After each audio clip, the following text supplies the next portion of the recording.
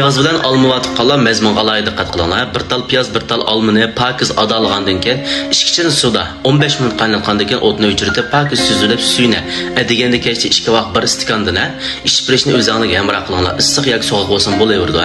Birinchidan uyqusizlikni o'xshaydi, ikkinchidan qabziyatni o'xshaydi, uchinchidan sudagi yo'ldagi yallig'ini tuyutadi.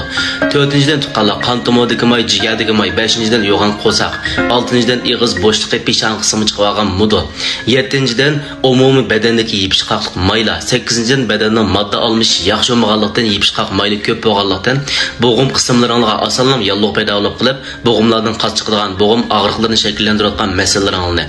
Sakkizinchidan ruhiy kayfiyat turoqsiz, yolg'izlik, jimg'urlikni xohlaydigan, badanni quruq sovuq qoplab olgan hamda ho'l sovuq qoplab olganlikdan putqol issimaslik sovuq turadigan ta'laydigan masalalarni oila tizginlab tura olasizlar.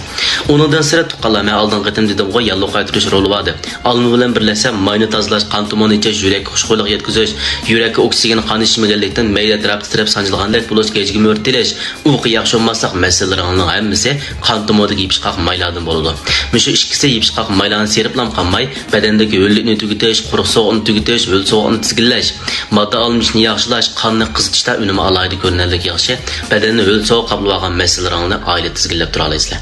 Hamda mishni miqdorini tuqqanlar bir stakandan qilib o'zingizga 8 kundan 10 kun amroq qilsanglar sudek siraq kelayotgan, ham shu badanning issiqligi chuqur bo'lganlikdan, ichib kelayotgan sudek yo'l yallig'idan qutlanmagan, ayollar bo'lsa baliq yallig'idan qutlanmagan, erlar bo'lsa badanni ho'l sovuq qoplab olganlikdan bu ham shu badanning modda olmishi yaxshi bo'lmaganlikdan tuqqanlar, shu pay muskullar tortib oladigan yoki shu to'liq ihtilom bo'lib, nemlik kelib ko'ngil kelib bo'g'chi, nemlik keladigan masalalarni oila tizginlab tura olasizlar. Sog'lomligingizga ko'ngil bo'lsangiz, retseptlarimizni qo'shib eling. Bizni qo'llab, astidagi zaykanni va e'lonni chekib qo'yishni unutmang.